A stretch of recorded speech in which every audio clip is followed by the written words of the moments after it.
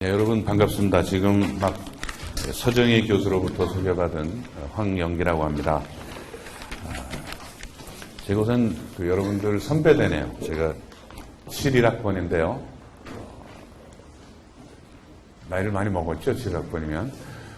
이제 그 71학번으로서 이제 학교를 다니고 또 졸업하고 사회생활을 하고 하면서 제가 느꼈던 여러 가지 일들에 대해서 우리 후배님들 앞에서 한번 얘기를 좀 하라는 우리 서 교수의 강청이 있어서 제가 오늘 강의를 수락을 했는데, 여러분도 맨날 논문 쓰고 시험 준비하다 보면 알겠지만 항상 마지막까지 준비 안 하고 있다가 제일 막판에 그냥 당황하고 왜 이렇게 시간이 빨리 왔지? 이런 후회를 하게 되는데, 저도 추석 때부터 놀다가 썩 준비를 많이 못하고 여러분들한테 쓰게 됐습니다만은, 그러나 제가 잘 정리되고 준비된 책에 쓰여진 이야기를 하는 것보다는 정말 제가 살아온 길을 이야기를 하는 것이 여러분들한테 더 도움이 될 것 같아서 그런 생각으로 여러분들 앞에 섰습니다.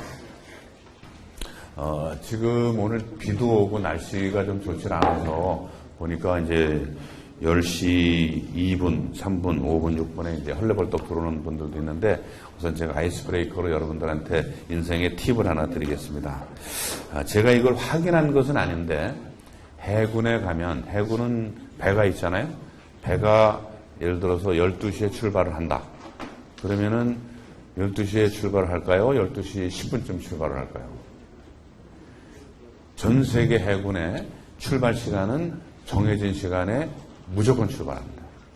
그렇기 때문에 그 출발을 확실하게 하기 위해서 15분 전에 마지막 확인을 합니다. 모든 사람들이 다 탔는지 장비 정비되고 마지막 확인을 하고 5분 전에 최종 확인을 하고 5분의 대기 시간을 가진 이후에 정시에 딱 출발합니다. 그래서 제 아는 선배 한 분이 해군 장교 출신이신데, 이 양반을 만나면 이 양반이 맨날 먼저 나와 있어요. 점심때 12시에 만나자 그러면은 조금 제가 선배님이니까 어려워서 한 5분 10분 전쯤에 가면 나와 계세요. 선배님 미리 나와 계시니까 죄송한데요. 그리고 다음엔 제가 한 20분쯤 일찍 갔어요. 또 나와 계세요. 아니 왜 이렇게 일찍 오세요? 그랬더니 이제 이 양반 하시는 얘기가, 나는 평생의 모든 약속은 항상 15분 전에 갔다. 해군에서 배운 거다. 그런데 차가 빨리 빠지는 날은 30분 전에 오기도 해. 그런데 30분 전에 오면 내가 이 후배들을 만나면 무슨 얘기를 할까? 손님을 만나면 무슨 얘기를 할까? 이런저런 생각을 미리 정리를 하게 되고, 주변도 보게 되고, 마음이 편해지고, 차를 타고 올 때도 느긋하게 올 수가 있어서 자기는 일찍 오는 걸 평생에 버릇으로 가지고 있다고 그런 얘기를 하셨습니다. 그래서 저도 그 이후로는 항상 무슨 회의라든지 뭐든지 있으면은 15분 전에는 도착하려고 노력을 하고, 그러다 보니까 오늘도 저도 30분 전에 왔어요. 보니까 이제 이 강의실이 굉장히 좋네요. 저희 7학번 때는 저쪽 이렇게 좋은 관악 캠퍼스에 못 있고, 저희는 고려대학교 변소라고 불렸던 저기 종암동에 있는 캠퍼스에 있었습니다. 하도 공산당 당사로 썼었어요. 6.25 전쟁 때. 참 허름하기 짝이 없는 그런 교사인데, 거기서 공부를 하다가 나중에 이제 우리 후배님들 좋은 캠퍼스에 와서 공부하는 걸 보고 좀 부럽기도 하고 좀 자랑스럽기도 합니다. 제가 오늘 그 귀한 시간을 받았는데, 여러분들한테 좀 해드리고 싶은 이야기는, 여러분들이 앞으로 걸어가셔야 할 길, 그 중에 한 가지 길에 대해서 제가 얘기를 하려고 합니다. 각자 자기가 살아가는 목표도 다르고 잘하는 일도 다 다르겠지만, 그러나 여러분들이 어쩌면 이런 류의 길을 살아갈지도 모른다는 가정을 하고, 제가 살아갈 길에 대해서 한번 단계별로 제가 살아온 과정과 엮어서 말씀을 한번 드릴까 싶습니다. 제일 첫 번째 단계는 여러분들이 지금 몸을 담고 있는 대학 시절입니다. 대학 시절은 제가 돌이켜서 생각을 해보면 맨날 술 먹고 놀고 당구 치고 담배 피우고 데모하고 강의 빼먹고 그랬던 기억밖에 별로 없습니다만, 근데 이제 그거를 돌이켜서 생각을 해보면 고등학교 때까지는 학교를 가야 되고 시험을 잘 봐야 되고 대학 시험을 봐야 되고 서울대학을 가야 되고 하는 그 강박관념에 사로잡혀서 내 스스로 자의식이 별로 없었던 것 같아요. 사실 고등학교 2학년, 3학년이면 덩치도 크고 신체적으로는 다 발달한 상태지만 너무나도 어떤 사회적인 또 가정적인 그 억압 속에서 공부를 해야 된다는 강박관념 속에서 거의 싱글 목표를 가지고 살았기 때문에 별로 자기 의식이 발달할 시간이 없었던 것 같아요. 그런데 대학에 와서 이제 여유가 좀 생기면서 또 공부를 하면서 또 다른 친구들 또 다른 선배들 다르게 살아가는 사람들을 보면서 나는 누군가 이런 생각을 하게 되고 나는 앞으로 어떻게 살아야 되느냐는 고민이 시작되는 그런 자의식이 생기는 그 시점이라고 저는 생각을 합니다. 이 과정이 굉장히 중요한 게 여기서 실패하는 사람도 있어요. 제가 아는 분 하나는 아들이 굉장히 유명한 고등학교에 공부를 잘하고 서울대학도 굉장히 좋은 성적으로 들어왔는데 1학기 여름방학 때 자살을 한 사람도 있어요. 말하자면 엘리트 코스를 밟아서 하려는 공부 열심히 하고 공부 잘해서 부모 말씀 잘 들어서 서울대학교에 갔는데 1학기를 지나면서 보니까 나는 누구인가라는 회의에 빠진 거예요. 내가 왜 이제까지 이렇게 살았을까? 노예같이 살았을까 하는 생각을 했다고 저는 짐작을 합니다. 그리고 그게 자기한테 갈등이 되면서 벗어나고 싶었는데 자꾸 그 생각에 빠져들어가는 죽음에 이르는 병같이 된 거죠. 그래서 자살한 케이스도 있는데 이런 과정에서 자기가 자기를 깨달아가는 과정 대단히 중요한데 이때 주위의 도움을 받아서 또는 교수님들의 도움을 받아서 긍정적인 생각을 하는 게 굉장히 중요합니다. 나는 남한테 도움을 주기 위해서 세상에 왔다. 나는 세상을 바꾸기 위해서 이 세상에 왔다. 나는 나를 만나는 사람을 행복하게 만들어주기 위해서 이 세상에 왔다. 라는 식의 꼭 종교적인 어떤 신념이 아니라도 자기 스스로 자기가 가치 있는 인간이라는 그 가치 부여를 하고 거기에 맞는 행동과 거기에 맞는 공부를 할 필요가 있습니다. 그렇지 않으면 자꾸 퇴폐와 타락에 빠지고 자기가 쓸모없는 인간인 것처럼 생각하고 그러다 보면 대학 생활을 낭비할 가능성도 많아요. 그래서 첫 번째 대학에서 생기는 이 자의식이 생기는 이 대학교의 시간 여러분들한테 인생에서 굉장히 중요한 시간이다. 그런 생각을 하게 되고요. 두 번째는 이제 학교를 다니면서 여러 가지 정치, 사회, 문화, 경제에 대한 언론의 보도도 접하고 또 토론도 하고 세미나도 하면서 정치, 사회 문제에 대해서 관심을 가지게 되면서 내가 어떤 식으로 생계를 유지할 것인가, 어떤 식으로 밥을 먹고 살아갈 것인가. 예를 들어서 정치가가 될 것인가, 아니면 공무원이 될 것인가, 아니면 경제학자가 될 것인가, 아니면 기업인이 될 것인가, 금융인이 될 것인가. 이런 거에 대해서 점점 이제 생각을 하게 되죠. 사회의 현상과 맞추어서 자기가 살아갈 길에 대한 생각을 하면서 책도 그런 쪽으로 읽게 되고 세미나도 그런 쪽으로 가게 되고 관심도 그런 쪽으로 가게 되죠. 이런 어떤 사회의식이 생기는 시간 이것도 여러분들한테 굉장히 중요한 시간이고요. 또 다른 측면에서는 가장 중요한 공부죠. 여러분들이 앞으로 무슨 일을 하시더라도 경제학도로서 학문적인 기초를 단단히 쌓아놓는 것은 굉장히 중요하죠. 그런데 저희는 여러분들이 아마 거의 박물관 속에서나 있을 법한 그 립시라는 그 경제학자의 경제학 원론을 배웠어요. 그 다음에 아마 폴 사뮤엘슨 경제학 원론, 맨큐 원론으로 경제학 원론 책들이 계속 바뀌었을 텐데 제가 경제학 원론 보고 국제경제학 킨들 보고 국제경제학 보고 공부를 하고 시험을 보고 그랬습니다만은 지금 생각나는 거 하나도 없어요. 그게 생각날 수가 없죠. 그죠? 결국은 제가 지금 돌이켜서 생각해보면 학교에서 공부를 한 것은 생각하는 방법 그리고 공부하는 방법을 배웠다는 생각이 들어요. 그러니까 논문은 어떻게 찾아보고 논문은 어떻게 비교해서 읽고 어떻게 비판을 하고 어떤 주제가 중요하고 어떤 주제에 관심이 있을 때는 어떤 식으로 공부를 하고 뭐 이런 거에 대한 어떤 공부하는 방법, 연구하는 방법에 대해서 또 내가 관심을 가지는 주 관심사에 대한 그 개발 이런 것들이 내 공부의 과정이었지 옛날에 배운 무슨 미시경제학, 거시경제학, 무슨 뭐 구생경제학의 이론들이 제 머릿속에 남아있고 도식이 기억나고 그래프가 기억나는 건 아닌 것 같습니다. 그래서 여러분들이 지금 학교 공부를 하실 때 이 공부가 내가 공부하는 방법, 생각하는 방법을 배우는 과정이라고 생각하시면 좀 마음이 편하지 않을까 싶습니다. 하여튼 이런 자의식이 생기고 사회의식이 생기고 공부하는 방법을 배우고 이런 것들이 여러분들의 대학 과정의 상당 부분을 형성하리라고 생각이 됩니다. 여기에 빼먹으면 절대로 안 되는 중요한 일이 하나 있습니다. 여기 앉아있는 분들하고 서로 잘 아는 겁니다. 나중에 여러분들이 사회에 나가시면 여기 있는 한 사람 한 사람이 사회에서는 보석 같은 존재들이에요. 전번에 오셨을 금융위원장 한 신재원 장관이라든지 고승범이라든지 이런 분들이 관료로서 크게 성공을 하셨죠. 만일 여러분들이 예를 들어서 신한은행에 들어가서 신한은행의 기획부장이 됐는데 마침 이 자리에 앉아있는 사람이 금융통화위원이고 이 자리에 앉아있는 사람 중에 하나가 금융위원장이 됐다. 여러분들 일하기 많이 편하겠죠, 그죠? 여러분들 인생에 굉장히 중요한 것들 중에 하나입니다. 멀리 가서 찾을 거 없습니다. 여러분들 요 방에 앉아있는 사람들 기회되는 대로 사귀고 친하게 사귀고 서로 자기 자신을 알리고 그런 대화의 과정을 가지면서 학창생활에 교류를 두텁게 하는 거, 많은 사람들 알아놓는 거 여러분들한테 큰 재산이 될 겁니다. 이렇게 해서 4년간의 대학생활 또는 석사과정 포함해서 6년간의 대학생활을 마치고 나면 이제 여러분들이 사회로 들어가시게 됩니다.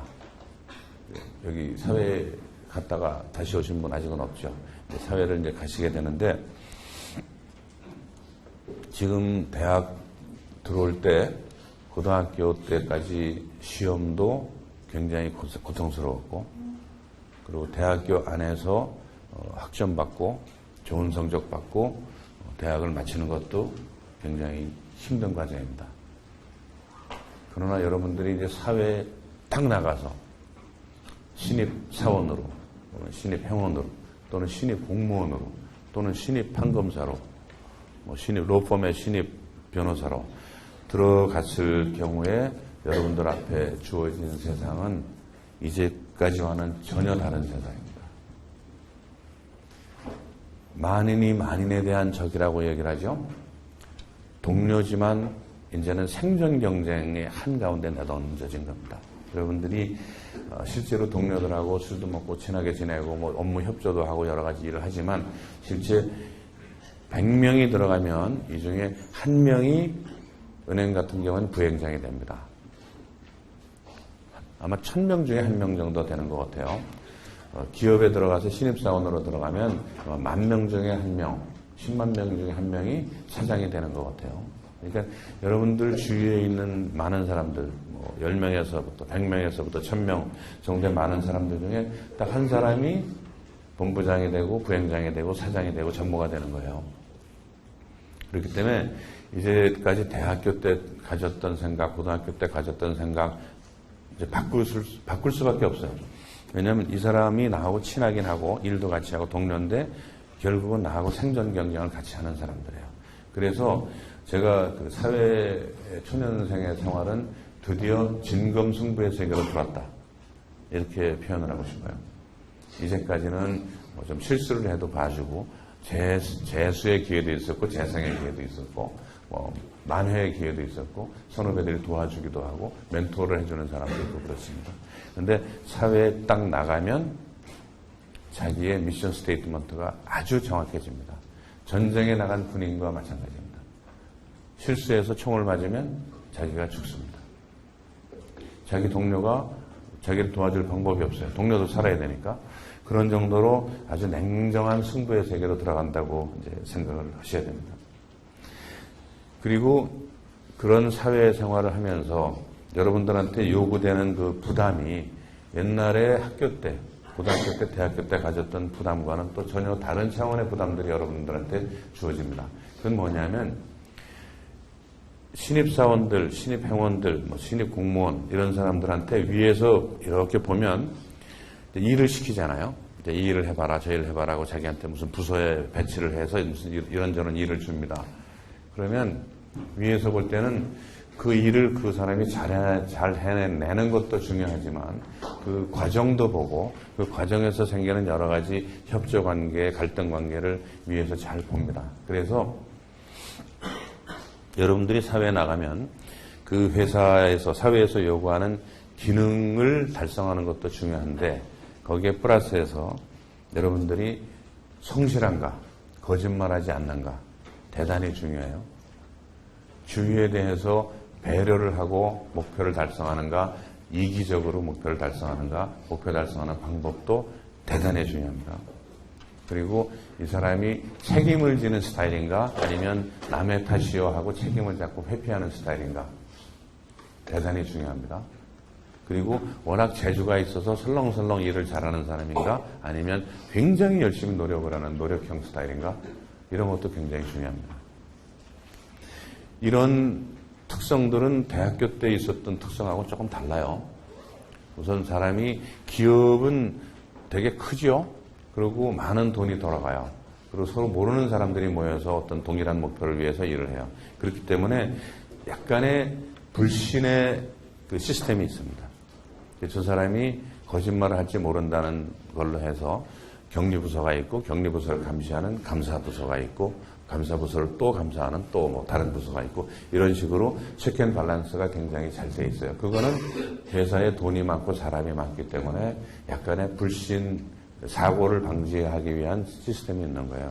그렇기 때문에 어떤 사람이 거짓말을 한다, 부정을 한다, 좀 행위가 의심스럽다고 하면은 치명상입니다.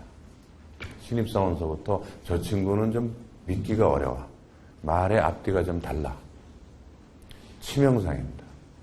성실한 사람이 못난 사람보다 훨씬 중요합니다.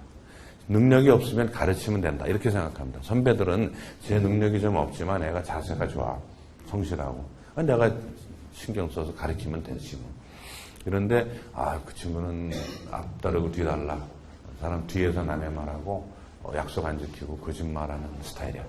그거는 여러 번 말씀드리지만 여러분들 인생의 치명상입니다. 회복 불가능한 정도의 상처입니다. 그리고 내 탓이요 남 탓이요 할 때 책임감이 있다는 것도 굉장히 중요합니다. 어떤 일을 하는데 무슨 문제가 생겼을 때 신입사원들이 뭐 사고를 쳐봐야 얼마나 치겠어요? 그럴 때 덜렁 겁이 나서 저 이거 안 했어요, 제가 한 거 아니에요, 제가 했어요, 이런 스타일하고 죄송합니다, 저도 그중에 책임이 있다고 생각합니다라는 사람하고 위에서 볼 때 이 친구는 책임을 질 줄 아는 자세를 가지고 있고, 이 친구는 어떻게든지 책임을 회피하려고 하는 스타일이에요. 누구가 더 믿었겠어요? 말씀드렸지만 회사는 약간의 불신의 메커니즘이 있습니다. 그렇기 때문에 책임지는 사람, 성실한 사람, 거짓말하지 않는 사람을 좋아하는 굉장히 강한 특성이 있어요. 이게 가정생활하고 학교생활하고 다른 거예요. 그래서 여러분들이 사회 나가면 서울대학교 경제학부 출신이기 때문에 머리가 좋다 나쁘다 이런 거 물어보지 않아요. 무조건 이 사람 머리 좋다고 다 인정해요. 여러분들이 그 다음에 주위에, 회사에 보여줘야 될 그 자질은 책임감, 배려심, 성실, 정직, 이런 것들이에요. 초등학교 때나 배웠을 만한 그런 덕목들이죠. 그것이 사회에 나가면 여러분들의 거의 성공과 실패를 가르는 가장 중요한 잣대가 되어버립니다. 그렇게 해서 사회 초년 시절을 보냅니다. 그리고 죄송해요, 제 목소리가 좀 안 좋은데 제 감기가 들어가지고 약간 목소리가 깨지더라도 좀 양해 바랍니다. 이렇게 해서 몇 년을 정신없이 보내요. 근데 이제 취직을 하면 나는 기획부서에 가서 회사의 미래를 그리고 싶은데 격리부서에 가는 수도 있고, 나는 격리부서에 가서 재무를 배우고 싶은데 엉뚱하게 영업부서에 가는 경우도 있고 그렇습니다. 회사를 가면 자기가 지망하는 데를 써내요. 무슨 부서 써내는데 그게 회사 수요하고 잘 안 맞으면 그 회사에서 어디 가라고 그럽니다. 그런지 자기가 그 부서를 가게 돼요. 그러니까 그런 부서에 다 배치돼서 초년생 시절을, 아까 말씀드린 것 같은 초년생 시절을 겪는 거예요. 그런데 몇 년, 한 5년, 또는 10년 지나다 보면 회사 생활도 좀 익숙해지고 회사에서 자기에 대한 어느 정도 평이 생깁니다. 유능한 친구.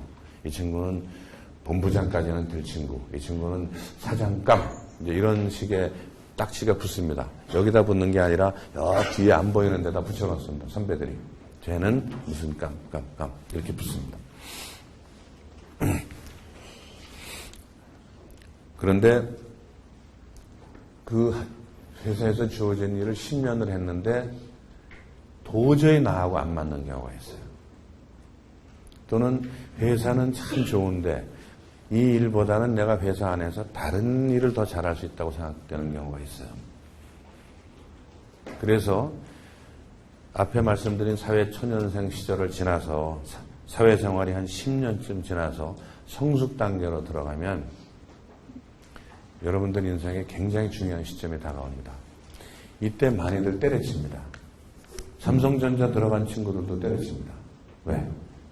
자기 친구들이 판교에 가서 벤처 사업하는데 고생은 하지만 그래도 5명, 10명 친한 친구들끼리 모여가지고 뭔가 막 북석북석 창업한다고 난리법석 지기는 거 나 저거 가고 싶어. 삼성전자 안 되길래. 이런 친구들 나옵니다. 공무원 하다가 때려치고 나와서 민간기업에 가는 사람이 있습니다. 영혼이 없는 공무원 나 싫어. 민간기업 가고 열심히 해서 돈 벌어서 난 나중에 연봉 50억 받고 싶어. 이래서 때려치고 나오는 사람이 있습니다. 요 기간이 사회인으로서 성숙 단계에 들어가는 거예요.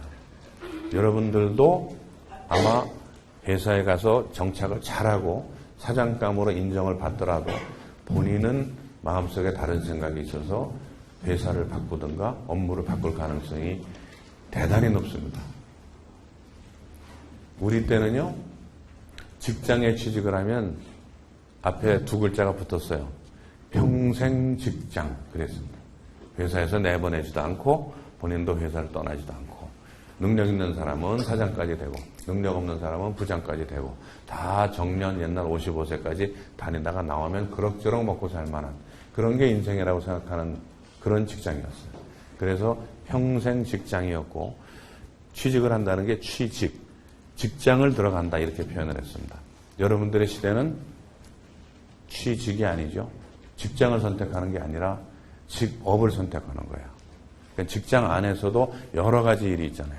기획, 영업 등등 뭐 생산서부터 여러 가지 다양한 일이 있잖아요. 그러니까 회사 안에서도 내가 일을 선택해서 하고 있는 거죠. 그런데 그 회사 안에 내가 원하는 일이 없잖아요.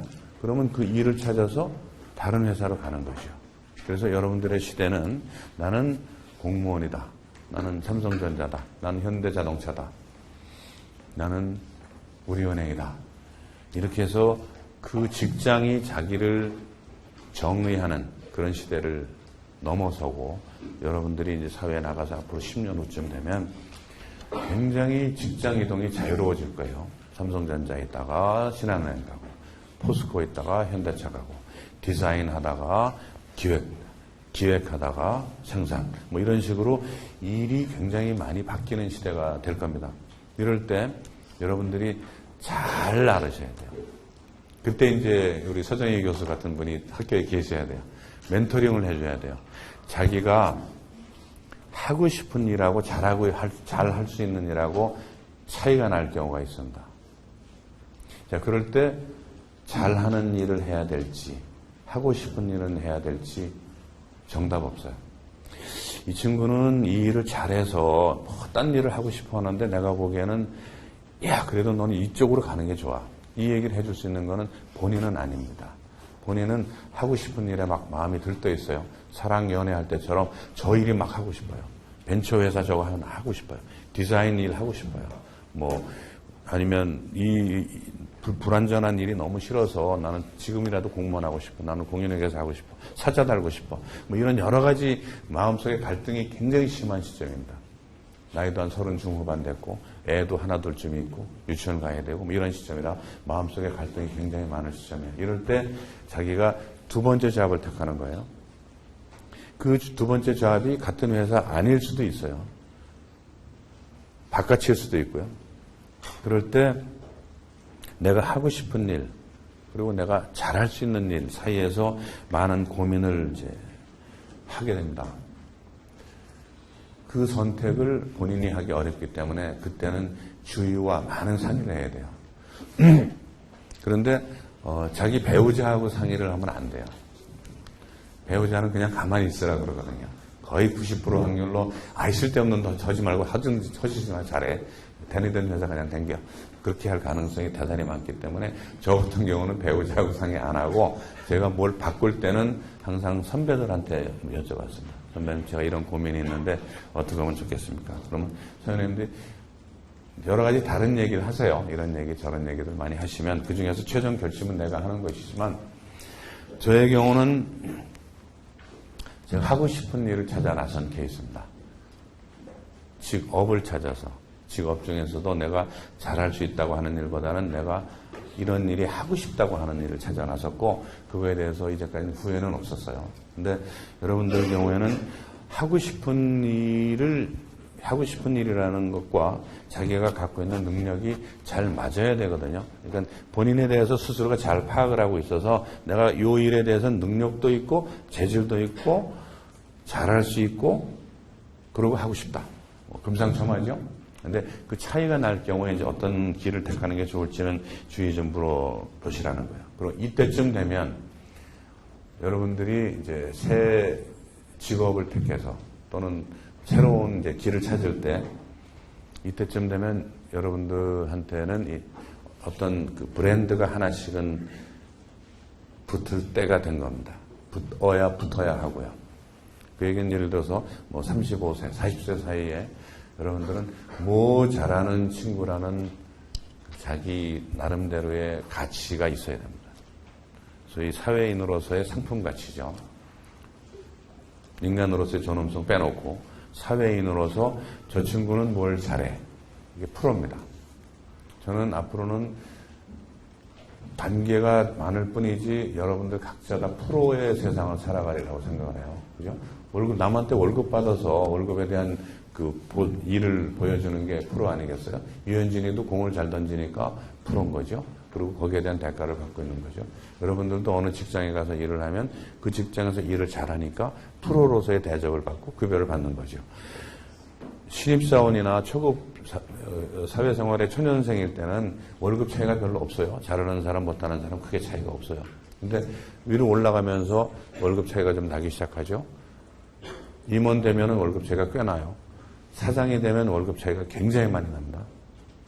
그거는 뭐 야구단에 있는 신입생하고 신입 고졸 야구 선수하고 뭐 유현진이하고 이대호하고 월급 차이 나는 거 비슷한 거죠. 그러니까 프로로서 급여가 차이가 나는 것이죠. 여러분들이 프로로 급여가 차이가 나기 시작하는 시점이 바로 이 시점입니다. 내가 원하는 길을 찾아서 하고 싶은 일을 찾아서 뭔가를 새로운 시도를 해요. 이때 자기는 아마추어로서 이걸 하는 게 아니에요. 누가 자기를 멘토링 해주고 누가 보호를 해주고 가르쳐주고 하는 시점이 아니고 그 시점은 이미 지났어요. 이제 자기가 사회로 넘어올 때 타고 온 뗏목은 저 뒤로 흘러가요. 이제 뗏목 없어요. 돌아갈 길 없어요. 이제는 사회에 나온 프로예요. 이제부터는 프로의 생활을 사는 거예요. 그런데 이 프로의 생활을 잘 살려면 자기가 이제부터 진짜 잘해야죠. 그래서 이제 우리 학생 시절서부터 신입사원 시절서부터 이제 프로가 되는 초입 시절까지 왔죠. 이런 과정을 여러분들이 걸어가시게 돼요. 앞으로 한 10년, 15년 후에 여러분들이 어느 날 저녁에 인생의 진로를 놓고 고민을 할 때 내가 잘하는 길을 가야 되나, 하고 싶은 길을 가야 되나, 그런 생각이 혹시 떠오르면 제가 그때까지 활동을 하고 있으면 저한테 전화 주세요. 제가 여러분들의 멘토링 한번 해드릴 수도 있어요. 근데 그런 중요한 시점이 여러분들한테 분명히 와요.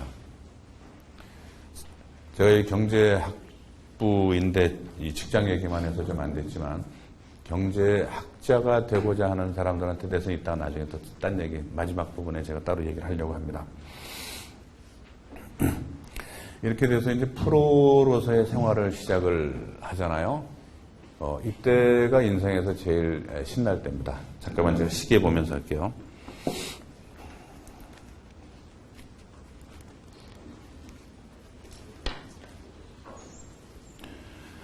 자기가 잘할 수 있는 일 또는 잘 하고 싶은 일을 이제 하게 됐잖아요. 프로의 생활에 접어들었잖아요.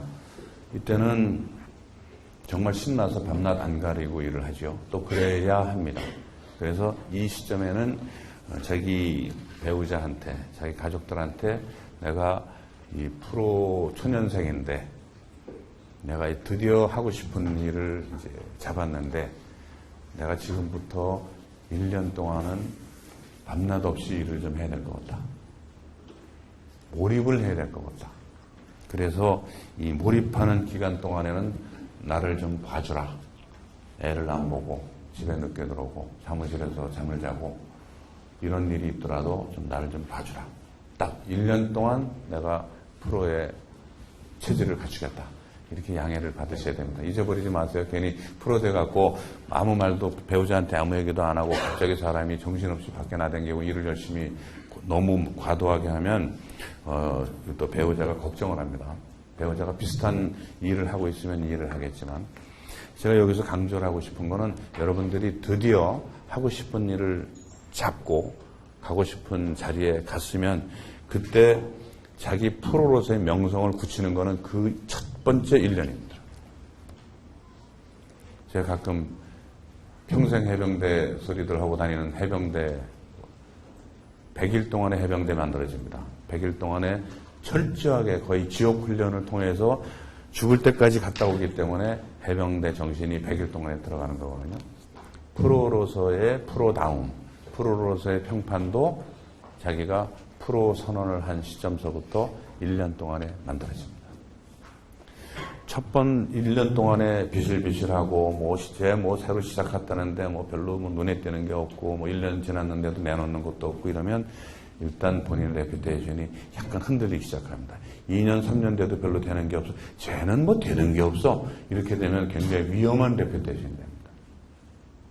그래서 자기가 프로 생활을 시작했을 때 그 초기 1년 동안은 정말 집중해서 많은 시간을 투입을 해야 되는데 그 시간을 어디에 투입하느냐. 우선 그 자기가 바깥에서 봤던 그 프로의 생활과 막상 들어가서 하는 프로의 생활은 천양지차예요. 아마 이 중에 프라이빗 에쿼티 같은 데 관심을 갖고 계신 분들도 있을 수가 있는데 저는 굉장히 매력적인 일이라고 생각을 하지만 프라이빗 에쿼티는 남한테 돈을 받아가지고 돈을 1,000억, 1조 이렇게 막아가지고 그 돈 가지고 회사를 사는 거예요. 그 회사를 사서 회사의 가치를 올려서 파는 거죠. 그러니까 큰 기업 하나를 사고 파는 일이에요. 그러니까 굉장히 전문적이고 굉장히 수준이 높은 일이죠. 야, 멋있다. 그렇게 생각하게 됩니다. 이제 그 프라이빗 에쿼티의 일을 밖에서 보게 되면, 야, 멋있다. 이렇게 됩니다. 나도 한번 해보고 싶다. 그런데 막상 프라이빗 에쿼티 허브 안에 일에 들어가면 일이 굉장히 힘들어요. 기업 평가를 해야죠. 가치 평가를 해야죠. 그리고 기업 가치 평가를 하는데 이 가치를 올리려면 해야 되는 일이 예를 들어서 생산 라인을 조정할 수도 있고 브랜드를 바꿀 수도 있고 일부는 없애버릴 수도 있고 어디하고는 또 추가 합병을 할 수도 있고 다양한 경영 전략이 다 구사되는 겁니다. 그렇게 해서 가치를 올려야 되는데 자기가 프로 선언을 하고 프라이빗 에쿼티를 들어갔는데 가서 보니까 선배들하고 얘기를 해보니까 천양지차 실력 차이가 나는 거예요. 신인 프로 선수하고 이대호하고 타격 차이 나듯이 차이가 나는 거예요. 좌절하죠. 그때가 프로의 1년 차입니다. 그러면서 밤낮 없이 공부를 하고 정신없이 공부를 해서 1년 만에 이 친구는 대성할 가능성이 있어라는 소리를 들어야 됩니다. 이렇게 인생마다 중요한 전기들이 좀 있어요. 그 전기 때마다 절대 방심하면 안 돼요. 전기 때마다 정말 자기가 요 때를 놓치면 내가 한 3년, 5년 늦는다 또는 이 기회가 다시 안 올지도 모른다는 생각을 해야 됩니다. 그래서 제가 이제 인생의 성숙 단계라고 부르는 이 프로 초년생 단계, 이때는 만사제치고 자기가 하는 일에 완벽한 프로로서의 기초를 닦고 자질을 함양하는 그런 시간으로 써야 되죠. 이 상태까지 가고 나면 그 다음에 여러분들의 나머지 한 10년, 20년의 인생은 거저 보장됐다 저는 그렇게 생각됩니다. 훌륭한 프로로서 일단 평판이 나면 그 다음에 서로 데리고 가고 예를 들어서 어느 은행에서 굉장히 영업을 잘하는 사람으로 소문이 나면 어디 다른 은행에서 스카우트도 되고 또는 증권회사에서 뭐 굉장히 유능한 사람이 되면 어디 프라이빗 에쿼티로 갈 수도 있고 골만삭스로 갈 수도 있고 유명한 프로가 되면 실력파 프로가 되면은 그 다음에 자기가 할 수 있는 일이 굉장히 많이 열려요. KT를 가느냐 하나를 가느냐 이런 거는 자기 선택의 문제가 되는 거죠. 더 훌륭한 프로가 되면 한국에 있느냐 일본에 있느냐 미국에 있느냐 하는 게 자기 선택의 문제가 되죠. 훌륭한 프로가 아니면 그런 옵션이 자기의 선택 문제가 아니에요. 움직일 수가 없어요. 그러니까 자기가 프로가 됐을 때 프로가 아주 훌륭한 프로가 되면 그 다음에 자기한테 주어지는 많은 선택지가 생겨요. 미국 가서 도전할 수도 있고 일본 가서 할 수도 있고 한국에 있을 수도 있고 자기가 구단을 선택할 수도 있고 뭐 장기 계약을 선택할 수도 있고 단기 고임금을 선택할 수도 있고 여러 가지 옵션들이 있죠. 즐거운 단계죠. 이게 인생의 가장 하이라이트 피크 단계죠. 여기까지 가는 시간이 대단히 험하고 어렵지만 여러분들은 할 수 있어요. 여기까지 어떻게 왔어요? 서울대학교 경제학부 뽑기에서 온 거 아니잖아요. 여기까지 올 정도의 실력이면 제가 지금 말씀드린 인생의 과정이 앞으로 여러분들 앞에 펼쳐질 텐데 여러분들은 그때그때마다 잘 생각하고 잘 판단하고 주위의 도움을 받아서 굉장히 잘 하시리라고 저는 확신을 합니다. 이제 그렇게 해서 이제 성공을 했어요. 성공을 하고 나면 이제 그 일을 5년, 10년, 때로는 20년 이렇게 하게 됩니다. 그러면서 이 사람은 금융 전문가, 이 사람은 프라이빗 에쿼티의 달인, 이 사람은 은행, 이 사람은 삼성전자, 이 사람은 자동차 왕, 이런 식으로 해서 나름대로 사회에서 존경을 받는 브랜드들이 붙게 됩니다. 근데 그렇게 하고 잘 끝나면 좋은데 그때서부터 이제 나쁜 일이 생기기 시작해요. 언론도 관심을 가지게 되고 자기의 일거수일투족이 남들한테 관심이 되고 그래서 엉뚱하게 옛날 같으면 미투에 해당되지 않았을 사람이 유명해지고 나니까 미투에 해당되는 일들이 생겨요. 자기가 별 생각 없이 한마디 툭 발언을 했는데 그 발언이 옛날에 미스터 노바디 같으면 아무 일이 없었을 텐데 미스터 쌈바디가 되다 보니까 그게 언론에 나고 그게 구설수에 오르는 경우가 생겨요. 이런 이제 사고들이 많이 생기기 시작을 해요. 인생의 이제 황금기에서 생기는 사고들이에요. 자기 평판 관리, 자기 개인 신변 관리 이런 것들이 문제가 되고 성공을 위해서 일로 매진을 하다가 보니까 자기 주변 관리 못하고 가정 관리 못하고 자기 성품 관리 잘 못하고 이런 것들이 하나하나 둘씩 쌓여서 옛날에 유명하지 않았을 때는 다 밑에 숨어 있었어요. 에이 쟤 저런 거 원래 저래. 그리고 넘어갔던 것들이 유명한 사람이 되고 나면 장관이 되고 나면 어디 회장이 되고 나면 어디 사장이 되고 나면 그 다음에는 이런 것들이 문제가 돼요. 그러면서 인생의 마지막이 험악해지는 사람도 많아요. 그래서 프로 생활을 잘하고 있으면서 인생의 황금기를 누릴 때 그때 정리를 잘 준비해야 돼요. 내가 이 자리를 내려놓을 때, 예를 들어 프라이빗 에쿼티는 자기가 창업을 할 수도 있어요. 이거는 꼭 자기 어느 직장인이 아니라 자기가 창업을 하는 경우도 마찬가지예요.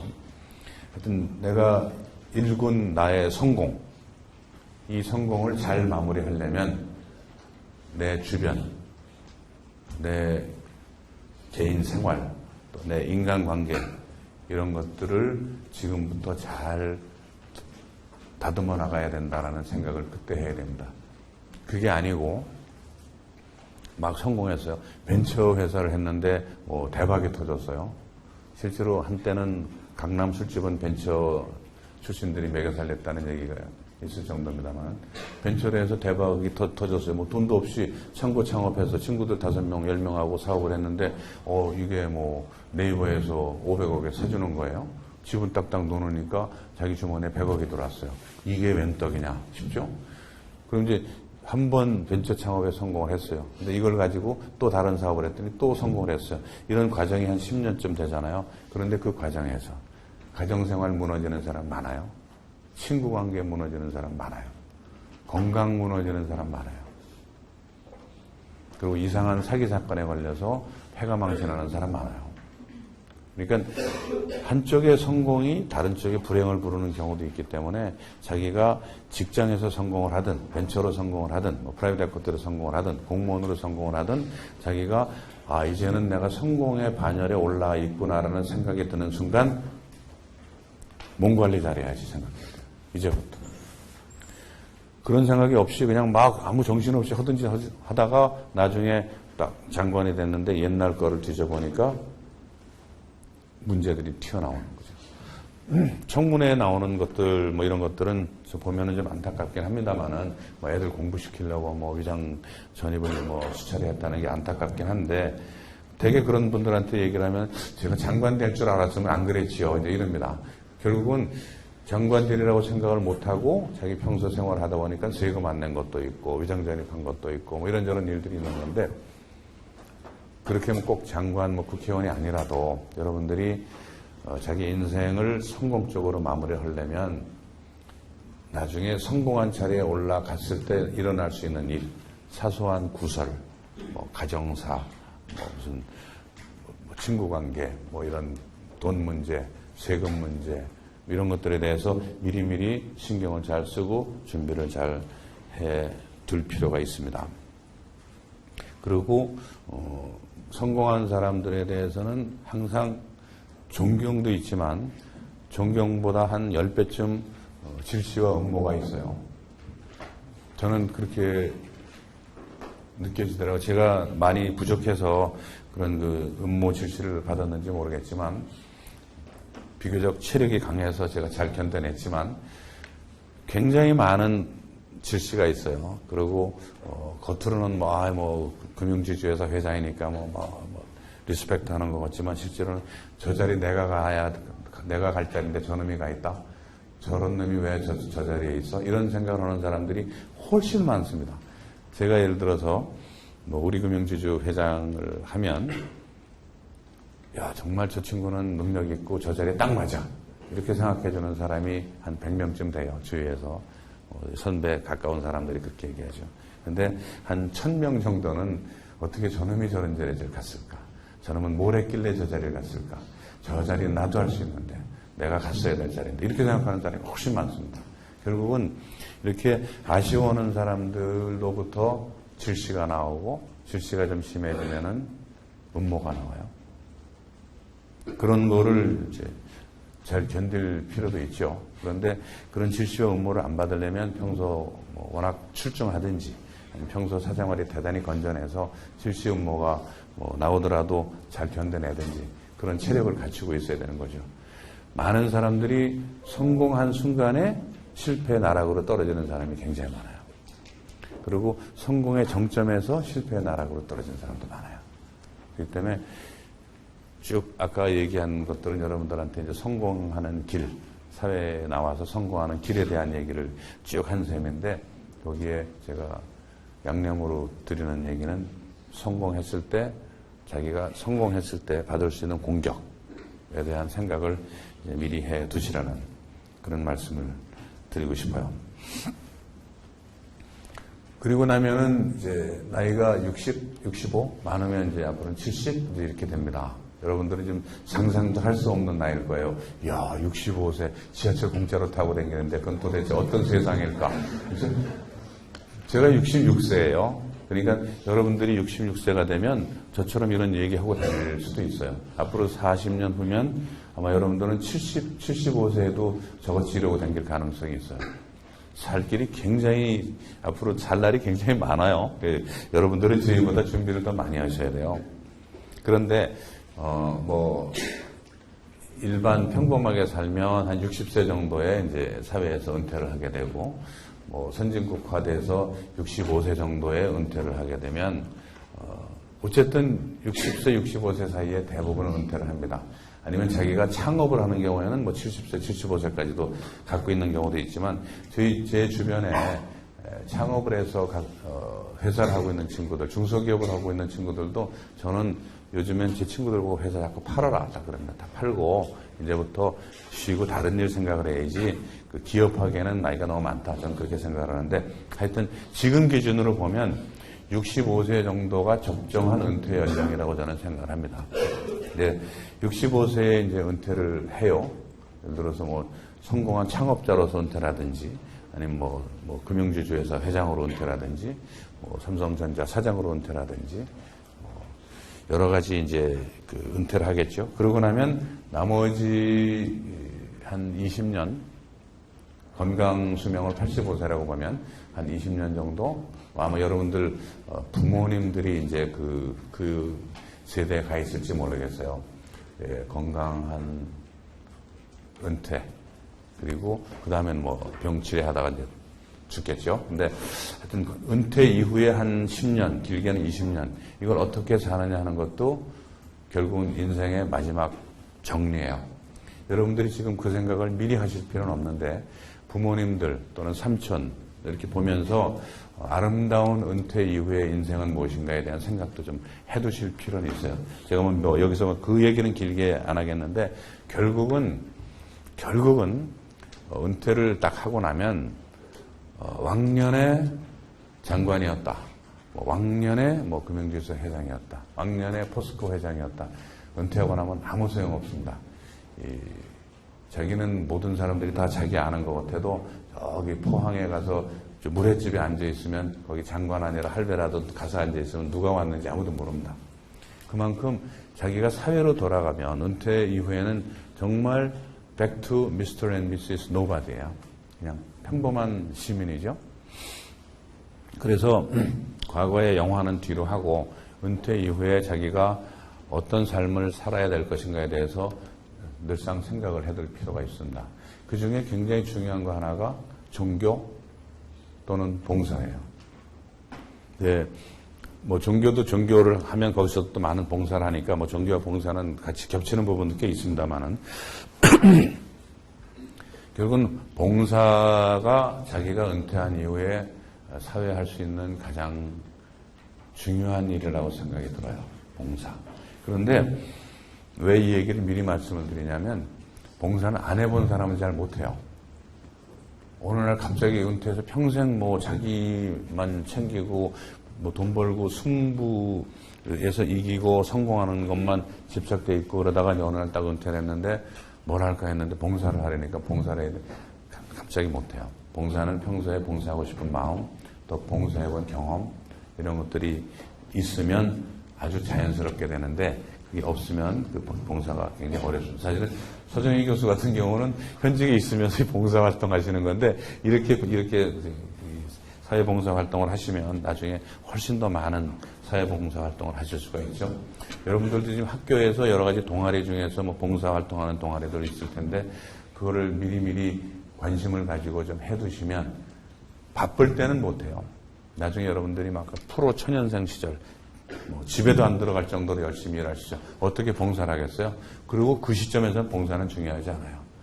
여러분들이 진짜 봉사를 잘할 수 있는 거는 성공한 사회인이 되어서 돈도 많이 벌고 평판도 잘 쌓고 훌륭한 사람이 됐는데, 딱 모든 일을 다 내려놓고 미스터 노바디로 돌아가서, 미시스 노바디로 돌아가서 그 아무것도 아닌, 그러나 많은 과거의 경험을 가진 사람으로서 그 경험을 살려서 사회에 재능 기부를 하든지, 뭐 하여튼 그런 그 봉사를 하는 것이 굉장히 중요하죠. 그러려면 젊어서부터 봉사를 좀 미리미리 해두실 필요가 있다.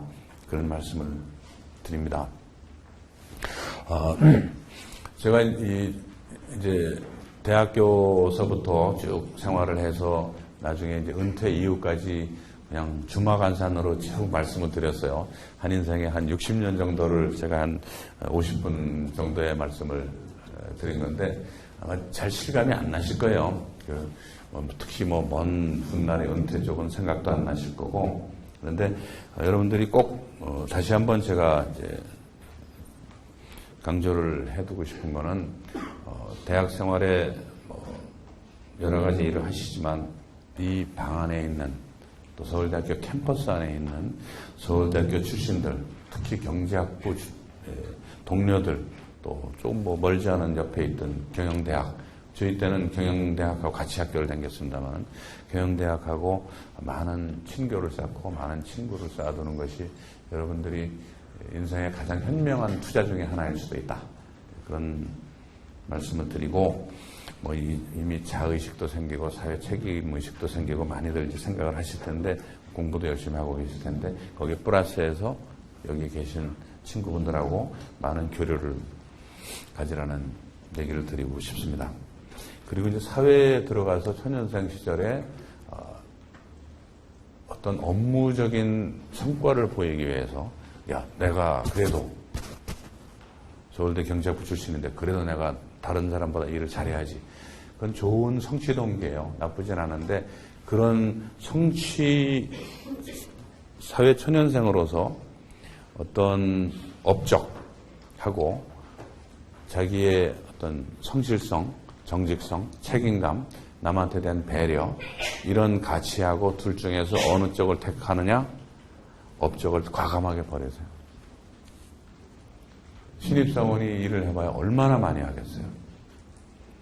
근데 자기 좁은 생각에는 요 일이 주어지면 남은 3일에 걸리는데 나는 하루에 해치워야지. 또는 다른 사람은 대개 5, 60점짜리 성과를 내는데 나는 그래도 경제학부인데 내가 100점짜리 성과를 내야지.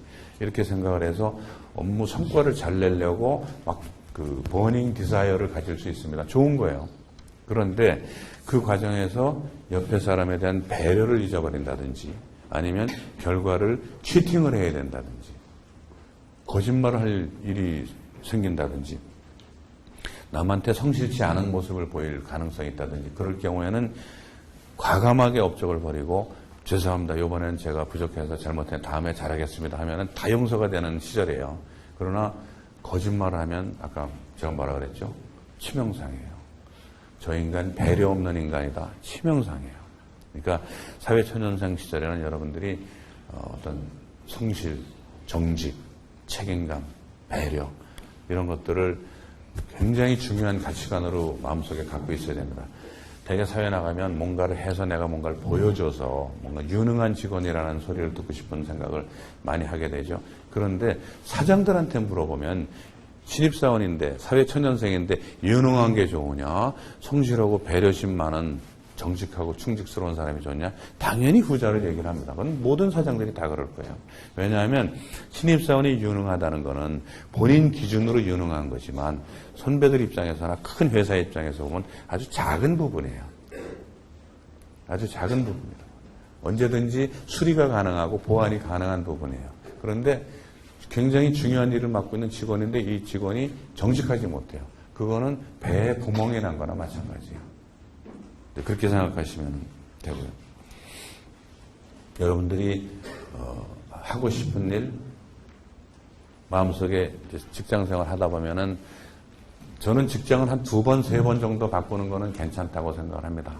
근데 5번, 6번은 조금 빠른 것 같아요. 지금 미국 실리콘밸리 같은 데서는 직장 5번, 6번 바꿔요. 중국도 한 1~2번씩 바꿉니다. 근데 우리도 이제 1~2번씩 바꾸는 시대가 됐는데 여러분들이 직장을 한 3번 정도까지는 바꿔도 괜찮다고 생각을 하지만 4번? 그러면 저도 굉장히 리버럴한 스타일이었는데 4번이면 조금 까딱까딱할 것 같아요. 그래서 한 2~3번은 직장 바꿀 수 있다 이렇게 생각하고 내가 하고 싶은 일, 내가 잘할 수 있는 일을 찾아서 직장을 선택한다. 내가 직업을 선택한다고 생각하고 사시다가 어느 날 내가 정말로 원하는 일을 할 수 있는 회사가 나타나요. 아니면 창업을 하든지. 그럴 때 거기를 가요. 그 일을 가요. 뭐 증권회사가 될 수도 있고, 뭐 해치펀드가 될 수도 있고, 프라이빗 에쿼드가 될 수도 있고, 뭐 공무원이 될 수도 있고, 뭐든지 간에 하여튼 내가 하고 싶었던 자리에 드디어 가요. 그러면 만사제치고 1년 동안 프로로서의 자질을 적극적으로 함양을 해요. 그때 인생의 가장 중요한 시간이다. 그렇게 말씀을 드리고 싶어요. 나머지 정리는 이제 잘 하시고요. 그래서 결국 여러분들이 성공한 분들이 돼가지고 나중에 여러분들이 갖고 계신 그 돈 또는 재능, 여러분들의 품성 이런 것들을 다시 사회에 환원하는 그런 봉사하는 그런 마무리를 지시면 제일 좋겠다라는 말씀으로 첫 번째 주제를 일단은 제가 마감을 하겠습니다. 첫 번째 제가 생각했던 주제는 여러분들이 이제 앞으로 사회에 나가서 해야 될 일에 대한 얘기를 해드리려고 했어요. 그리고 이제 앞으로 제가 한 15분, 20분 동안에는 물 한 잔 마신 다음에 15분, 20분 동안에 서울대학교 경제학부가 해야 될 일, 조금 딱딱한 얘기인데 경제학부가 해야 될 일, 또 경제학도가 해야 될 일, 그 얘기를 좀 말씀을 드리고 그 다음에 한 20분간 질의응답을 할까 이렇게 생각합니다. 교수님 뭐 학생들이 한 절반 가까이 경제학부고요. 나머지 절반이 다른 것 같습니다. 그러시군요. 경제학과에 일일이 사시는 분들, 근데 학생 구성을 하시고. 네네. 하여튼 경제학부에 와서 강의를 들으시는 거는 경제학에 관심이 있으시다는 거고요, 그죠? 그리고 내가 경제학부가 아니래도 뭐 사회학과 또는 뭐 지리학과 무슨 뭐 종교학과라도 내가 경제학에 관심이 있으면 여러분들 중에서 정말 훌륭한 경제학도가 나타날 수도 있어요. 그래서 뭐 이 자리에 계신 분들은 기본적으로 포텐셜 다 경제학도라고 다 생각을 하고 말씀을 드리겠습니다. 서울대 경제학부의 과제를 몇 가지 말씀을 드릴게요. 첫 번째 과제는 요 뒤에 16동이 지금 그 사회과학대학 동이고 거기 5층인가에 경제학부가 있죠. 제가 아까 옛날에 우리 71학번, 7273학번들이 저기 공산당 당사 같은 중암동학교에 다녔다고 그랬습니다만은 여기 여건은 그때만도 못한 것 같아요. 왜냐하면 그때는 별도로 건물이 있었거든요. 그리고 경영경제가 같이 있었고, 그리고 소위 상과대학이라는 이름으로 같이 있었고, 그나마 공간이 꽤 넓었어요. 근데 지금은 학부가 많이 커졌는데 5층 공간 쓰는 거를 제가 전에 와서 보고 너무 좀 안타까웠습니다. 그랬는데 유근관 교수가 이제 작년에 제가 금융투자협회장을 하고 있을 때 유근관 교수가 저를 찾아오셔가지고 건물 짓는 거 좀 도와달라고 해서 제가 그럽시다. 그래갖고 이제 지금 경제학부 새 건물 짓는 모금 활동을 지금 하고 있습니다. 여러분들 노스페이스 아시죠? 앞으로 노스페이스를 많이 애용해 주시길 바랍니다. 노스페이스의 영원무역이잖아요. 노스페이스의 그 성기학 회장이 우리 경제학부 65학번인가 그러십니다.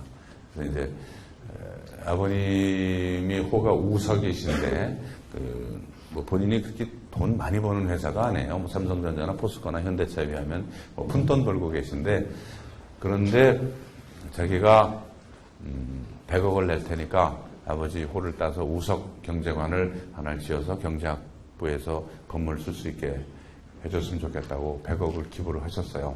근데 100억 가지고 지을 수 있는 건물이 그렇게 시원한 건물이 안 나오고 그리고 경제학부가 앞으로 한 10년, 20년 후를 내다보면 사실 노벨 경제학상을 사면 그 사람이 첫 번째 해야 될 일 중에 하나가 서울대 경제학부에 와서 강의를 하는 거. 뭐 이런 정도의 위상은 저희가 돼야 되잖아요. 그러려면 그 사람이 올 만한 강의실이 하나는 있어야 되지 않겠어요? 한 1000명 정도 들어가는 국제 강의실 같은 거. 뭐 그런 것도 있어야 되고, 외국의 저명한 교수들이 오면 연구할 때도 있고, 토론할 때도 있어야 되고, 뭐 이렇게 세미나하고 강의하고 연구할 장소가 많아야 그 좋은 학교지, 이렇게 뭐, 운동장만 크다고 좋은 학교는 아니잖아요. 그래서, 경제학부 건물 한번 제대로 짓자. 그래서 지금 모금 활동을 하고 있습니다. 여러분들 학생들이나 신입생들한테는 모금에 대한 부담을 주고 싶은 생각은 없다는 게 이제 저희 모금 추진단의 생각이고요. 자발적으로. 그러나 하여튼 여러분들이 앞으로 사회에 나가시면 경제학부가 좋은 건물 그리고 풍부한 예산을 가지고 운영이 될 필요가 있다. 이거는 염두에 두시기를 바랍니다. 이제 건물이 하나 있잖아요. 그러면 여러분들은 와서 건물만 쓰고 나가시고 그러니까 잘 모르실 텐데 여기 건물 청소 누가 합니까? 청소하는 회사 있습니다. 그죠? 그 청소 아주머니들 계세요. 월급 줘야 됩니다. 그리고 전기료 이런 거 나가죠. 건물이 메인티넌스 비용이 꽤 많이 들어요. 그리고 메인티넌스를 잘 안 하면 건물이 퇴락을 하게 됩니다. 옛날 삼성에서 호암교수회관 그거 기증을 했을 때 삼성에서 어느 정도 서울대학교에서 자체 운영할 능력이 생길 때까지는 신라호텔에서 운영을 해주겠다고 해서 저게 잘 돌아간 겁니다.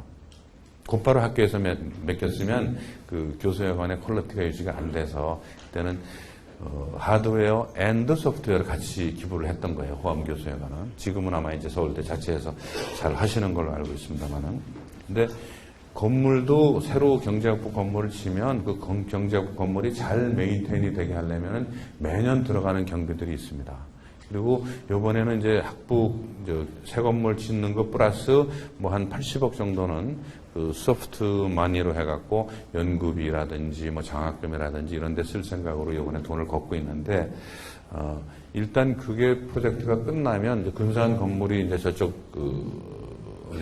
열발전소, 열병합 보일러실이 있는데 옆에 건물이 이제 두 동이 들어서고 나면 경제학부로서는 근사한 건물 하드웨어가 생기는데, 그 이후에도 꾸준하게 운영비도 들고 그러는데 학교에서 예산이 항상 풍부하지 않기 때문에 그거는 그 외부에서 기부를 계속 해주면서 후배들한테 선배들이 사회에서 성공한 선배들이 기부를 꾸준하게 매년 1,000만 원씩 이런 식으로 그 러닝 컨트리뷰션으로 해주면 거기서 이제 학교를 운영을 하면 좋은 거죠. 그래서 경제학부 과제 중에 이 건물 짓는 과제를 제가 얘기해서 좀 여러분들이 저 사람 참 실없는 소리 한다고 그러겠지만 실제로 하드웨어 굉장히 중요합니다. 좋은 하드웨어에서 정말 좋은 시설에서 공부를 하면 자부심도 생기고 또 남들이 와서 보기에도 좋고 연구하기도 좋고 그런 환경을 만들어주는 게 굉장히 중요해서 지금 첫째 그거 하나 하고 있고요. 이제 두 번째는 이제 본론이고요. 제가 이제 삼성에서 꽤 오래 있었고, 또 삼성을 떠나서 외국 은행 생활을 또 한 9년 정도 했고, 또 다시 삼성으로 돌아갔다가, 삼성에서 나와서 우리금융지주 회장직에 응모를 해서 우리금융지주 회장이 됐다가, 또 나왔다가 쉬다가 차병원이라고 있습니다. 강남에 있는 차병원 그룹에 무슨 사연이 있어서 하여튼 거기 가 있다가 또 나중에 KB금융 회장을 갔다가 또 일이 있어서 1년 하고 나오다가 뭐 이런 여러 가지 다양한 제가 경험을 했습니다만은 뭐 제가 경력 얘기는 자세히는 안 드리겠고요. 아까 말씀드린 데 제 경력과 경험이 녹아 있다 생각하시면 될 것 같고. 그런데 제가 그 기업에 있으면서 또 바깥에 있으면서 서울대 경제학부 내지 한국경제학계 전체에 대해서 가졌던 불만은 한국 경제 문제에 대해서 소홀하다는 거예요. 그러니까 그 교수님들이 얘기를 해보면 교수님들이 교수로서 평가를 받을 때 SCI 인덱스가 높은 잡지라든지 그런 데 논문을 이제 실어야 되고, 그러려면 외국 사람들이 인정할 만한 수준의 논문이어야 돼요. 그러려면 그 논문을 서포트하는 기초 데이터가 탄탄해야 돼요. 그래서 교수님들이 다 외국에서 분석 툴은 다 잘 가지고 오셨어요. 분석 툴은 다 이렇게 통계학적인 분석 툴들을 잘 갖고 계신데, 한국 경제를 대놓고서 그 분석 툴을 대려니까 기초 데이터가 없는 거예요. 데이터가 부실해서 좋은 논문을 쓰기가 어렵다. 그래 한국 경제에 대해서는 관심은 있으나 SCI급 논문을 쓰려면 기초 데이터가 부실하기 때문에 할 수 없이 데이터가 풍부한 미국 케이스를 많이 쓰게 된다. 이런 말씀들을 하십니다. 이건 청와대에서 사실 저렇게 싸움박질만 할 게 아니라 통계청에다 예산을 많이 줘가지고 우리나라 통계 자료를 굉장히 탄탄하게 만들 필요가 있습니다. 경제학의 기초가 통계잖아요. 그러니까 경제학 하기 전에 우리나라 통계청을 탄탄하게 만드는 것도 대단히 중요한데, 그렇다고 통계청에 자료가 없으니까 한국경제 연구 안 하겠다 이럴 수도 없는 거 아닙니까? 그죠? 한국경제는 계속 굴러갈 것이고. 그래서 한국경제 문제에 대한 더 많은 관심과 노력이 필요하다. 제가 후배 지금 교수하고 계신 분들한테도 제가 얘기를 자주 합니다. 실제로 한국 경제가 갖고 있는 문제가 얼마나 많아요. 그리고 저는 가끔 가다가 보면 외국에서 요새 나오는 베스트셀러 같은 것들을 보면 좀 왜 한국에서는 이런 책이 안 나오는가 그런 아쉬움을 가질 때도 있습니다.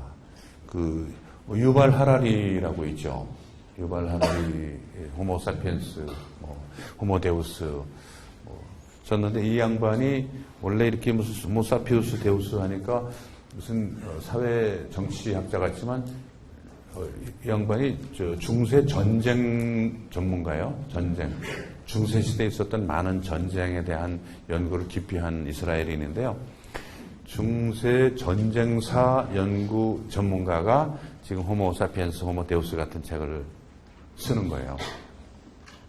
결국 이 사람이 갖고 있던 그 관심이 중세 전쟁에서 넘어서 인간이란 무엇인가에서 왜 전쟁이 생겼는가 해서 앞뒤를 보다 보니까 호모 사피엔스가 나오는 거예요. 관심의 폭이 그만큼 넓은 거죠. 그런데 내가 자료가 부실하다고 해서 한국 경제 데이터가 부실하다고 해서 한국 경제의 불평등의 원인, 또 불평등의 해소 방안, 격차, 소득 격차 확대의 원인, 거기에 대한 해소 방안을 그런 논문을 쓸 수 없는 것은 아니라고 저는 봐요. 실제로 우리 이 경제학계에서 꽤 유명한 길이지만 The Road to Serfdom이라고 프레드릭 하이에크가 1943년에 쓴 아주 클래식한 책이 있습니다. 마르크스의 자본론에 못지않은 클래식한 책이죠. 노예의 길이라는 책인데요. 여기 숫자 별로 없습니다. 여기는 이 책에는 그냥 나치 독일이 나치즘, 파시즘, 전체주의가 이 인류 사회에 미치는 영향을 걱정을 하면서 시장, 자유주의, 시장과 전체주의,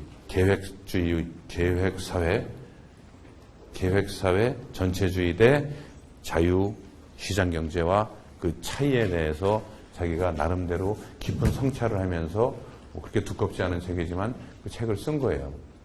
거기 숫자 없어요. 별로 숫자 없어요. 그러니까 숫자가 없으면 노벨 경제학상급 논문을 못 쓴다? 그렇지 않아요. 하이에크 경제학 받았거든요. 물론 그 양반이 갖고 있는 능력과 숫자와 분석 능력이 탁월하지만 그런 하이에크를 대표하는 가장 유명한 책 중에 하나가 노예의 길인데 그 노예의 길은 여러분들 쉬우니까 한번 읽어보세요. 그냥 얼마나 그 양반이 그 전체주의에 대한 걱정과 계획경제, 사회주의에 대한 그 걱정을 절절한 마음으로 썼는지 한번 느끼실 수 있는데 명저거든요. 그러니까 한국 경제가 어떤 데이터가 좀 부실해서 미국식으로 분석이 좀 잘 안 된다. 저는 핑계라고 생각해요. 한국에서는 한국식 논문이 나와야 돼요. 그러면 자 보세요. 우리가 1980년대까지 대한민국의 지니지수는 점점 좋아졌어요. 소득 격차가 줄어들었어요. 그러다가 90년대 돌아서 소득 격차가 벌어졌다고 그러거든요. 그러면 왜 그랬을까? 왜 90년도 들어서 소득 격차가 더 벌어졌을까? 저는 가설을 87년도 민주화에 두고 싶어요. 민주화하면서 자본과 노동의 균형이 옛날에는 자본 7, 8, 노동 2, 3에서 1987년 체제를 겪으면서 자본 노동이 6대4 내지 5대5로 바뀌었어요. 그 바뀐 것들이 소득 배분에 영향을 미치고 투자에 영향을 미치고 기업 행동에 영향을 미치고 이것이 소득 격차 확대에 어떤 일정한 영향을 미쳤다. 그리고 87년에 시작이 됐지만 영향은 92, 3년부터 나오기 시작했다. 저는 그런 예를 들어 가설을 갖고 있어요. 여러분들 다 가설을 놓고 이제 검증하고 그러면서 논문 쓰잖아요. 그러니까 이런 논문 나와줬으면 좋겠어요. 있는지도 모르겠어요. 제가 논문을 많이 못 읽으니까 논문이 나와 있는지도 모르겠지만 그러나 이런 문제, 왜 우리나라는 지금 소득 격차가 벌어지고 있는가? 또는 한국 불평등의 기원, 이런 멋있는 제목의 논문을 누가 하나 써주면 좋겠어요. 여러분들 중에서. 불평등의 기원. 또는 우리나라 이 미국에 가보면 시애틀에 보잉이 있고 스타벅스 있고 무슨 CNN은 아틀랜타에 본사가 있고 전국에 다 본사가 다 흩어져 있어요. 실리콘밸리에 IT 기업들이 많지만 그 외에는 전국에 흩어져 있는데 왜 우리나라는 서울 또는 수도권을 벗어나면 아무것도 안 될까? 지방에 멀쩡한 회사 하나 없고 뭐든지 다 서울로 다 몰리려고 하고 서울 중앙 집중호가 세고 왜 지방은 저렇게 경제가 안 될까? 그러면 우리 경제의 서울 집중화 또는 경제의 수도권 집중화에 대한 연구 이런 것도 한번 해볼 수 있죠. 그죠? 근데 저는 제 가설이지만 이게 일본은 봉건주의 사회를 겪었어요. 각 지방마다 다이묘들이 있었고 전쟁을 치르고 그러다가 이제 도쿠가와 이에야스가 통치를 하고 그런 옛날 중세 봉건 시대가 있었어요. 유럽도 다 그랬어요. 말하자면 지방자치의 경험이 있는 거예요, 옛날에. 그런데 대한민국은 정도전 선생이 완전 중앙 집권제로 다 해놨죠. 그래서 조선 600년 동안 우리나라 중앙 집권을 했어요. 그래서 중앙 집권의 추억, 우리 한국인 DNA에 깊숙하게 각인이 돼 있어요. 그게 지방 분권화가 안 되는 이유 중에 하나라고 저는 예를 들어 가설을 해요. 그러면 이런 것들을 연결 지으면은 꽤 재미난 논리가 나올 수도 있어요. 왜 우리나라는 지방 분권화가 안 되는가? 그런 것들 서울대학교 경제학부에서 그런 연구에서 논문 써줘야죠. 지금 노동운동을 그동안에 87년 이후로 꾸준하게 해온 분들이 많이 계세요. 지금은 정부에도 굉장히 많이 들어가 있어요. 자, 그러면 우리나라에서 박정희 시대 개발 독재, 60년대 시작된 박정희의 독재, 개발 독재, 그게 하여튼 좋든 싫든 간에 우리나라 성장을 끌고 왔어요. 그러다가 87년에 말하자면 박정희 체제 무너지고 전두환 체제 무너지고 87년 체제가 들어오면서 노동계가 힘을 확실하게 갖기 시작을 했어요. 1987년에. 그러면 우리나라의 그 근대 역사에 87년에 6.29 선언 또 6월달 6월 항쟁이 저는 굉장히 중요한 경제사적으로도 굉장히 중요한 분기점이라고 생각하는데 그거를 중앙에다 놓고 노동운동이 우리나라 경제 성장에 미친 영향. 우리 이번에 경제학부 학부장 되신 김대일 선생님 노동경제학 전공이시잖아요. 저는 노동이 우리 경제에 미친 영향, 경제 성장에 미친 영향, 소득 분배에 미친 영향 굉장히 재미난 현상이라고 생각합니다. 저는 노동운동이 강해지면서 소득 분배가 나빠졌고 경제 성장이 나빠졌다고 생각하는 사람이에요. 뭐 이렇게 반노동주의자 같지만 제 생각이 그렇게 드는 걸 어떻게 하겠어요. 그러니까 이게 아니다, 그게. 우리나라에서 노동운동이 강해져서 그 강한 노동운동이 소득 분배에 도움이 되었다. 라고 누가 증명을 좀 해주세요. 이 중에서. 서울대 경제학부에서 A라는 사람은 우리나라의 강력한 노동조합, 강력한 노동운동이 인간의 삶을, 한국민의 삶을 좋게 해줬다라는 증거를 한 사람은 내놓고 또 다른 사람은 그렇지 않다. 소득 분배 더 나빠졌고 성장이 나빠지는 원인 제공을 노동운동이 했다. 지금 한국 경제의 암이 노동이다. 뭐 이렇게 얘기해. 둘이 토론을 해서 경제학부에서 그런 활발한 토론이 일어나서 그러면 한국 사람들은 노동운동을 어떻게 봐야 할 것인가? 민주노총을 어떻게 봐야 할 것인가에 대해서 난 답을 좀 줬으면 좋겠어요. 경제학부에서. 이런 굉장히 현실적인 문제에 대해서 경제학부가 많은 목소리를 내주길 바란다. 여러분들도 그런데 관심을 가져주기 바란다는 거예요. 부동산 문제도 국토부의 문제가 아니에요. 전 세계에서 개인의 자산 중에서 부동산 보유 비율이 가장 높은 게 대한민국입니다. 한 70%가 넘어요. 30% 미만을 금융자산으로 갖고 있는 거예요. 그 30% 중에서도 한 3분의 1을 은행 예금으로 갖고 있고, 그 다음에 보험하고 증권, 뭐 이렇게 갖고 있는 거예요. 그러니까 우리나라 국민들의 대부분이 이제 부동산을 가지고 있어요. 뭐, 자기 이제 아파트 한 채인 사람들이 많지만, 하여튼 부동산이 우리 개인 자산의 70% 정도 돼요. 어마어마한 거죠. 한국민의 행복을 좌지우지하는 중요한 팩터예요. 그러면 경제학부에서는 부동산 시장에 대해서 고민을 해봐야 돼요. 한 100년 전 헨리 조지라는 사람이 모든 부동산 다 국유화해야 된다고 주장한 적이 있어요. 우리 민주당에서도 그렇게 주장하는 사람이 지금 있어요. 근데 하여튼 부동산 국유화라는 극단적인 주장에서부터 시작을 해서 우리나라 뭐 땅이 없어서 이렇게 땅값이 비싸다고 그러는데 우리나라 땅의 3분의 2가 산이에요. 3분의 2가 산인데 산에 나무가 많으면 개발을 못해요. 그 산이 가파르면 경사도가 15도인가 25도인가 넘으면 또 개발을 못해요. 뭐 해서 못하게 무지하게 많이 묶어놨어요, 산을. 근데 스위스 가보세요. 3,000m에서 경작하고 있어요. 양들 돌아다니고 3,000m에서 트럭 타고 왔다 갔다 합니다. 영프라고는 케이블카가 올라가요. 근데 우리는 설악산에 지금 케이블카 못 가요. 이런 것들이 이제 어떻게 봐야 될 거냐 그러면 지금 우리 그 국토의 효율적인 활용이라는 차원에서 지금같이 국토를 한정적으로 제한적으로 공급을 하면서 부동산 정책을 이렇게 쓰는 것이 맞느냐. 그러면 주택으로 쓸 수 있는 부동산을 좀 더 넓게 공급을 해서 더 많이 공급을 해서 기본적으로 땅값은 깎게 해주고 그 다음에 건설회사들 아파트 건설 비용을 좀 더 타이트하게 원가 공개라든지 관리를 해서 지금보다 반값에 아파트를 살 수 있게 하는 방법은 없는가? 뭐 이런 것들 정주영 씨 혼자서 떠들 게 아니라 경제학부에서도 이론적으로 부동산 공급은 지금보다 더 많이 확대돼야 된다라는 주장을 경제학적으로도 내줬으면 저는 좋겠어요. 왜냐하면 우리 국민들 재산의 70%가 부동산이기 때문에 그래요. 그렇게 중요한 재산인데 경제학부에서 부동산은 그 남의 문제다라고 이야기할 상황이 못 된다는 거죠. 행정학과의 관심 대상이다라고 이야기할 일이 못 된다는 거죠. 그래서 이제 제 얘기 이제 마지막입니다. 아까 이제 우리의 관심이 자꾸 논문의 관심이 미국에서 한국으로 오라고 자꾸 이제 그랬죠. 근데 지금 우리 한국이 안고 있는 그 과제들이 굉장히 많아요. 근데 뭐 평화 문제, 뭐 북한과의 앞으로 이제 경제 교류 문제, 북한 경제 발전 어떻게 해야 될 것인가 하는 문제에서부터 뭐 부동산 문제, 소득 격차 문제 해서 굉장히 다양한 문제를 우리 사회가 안고 있습니다.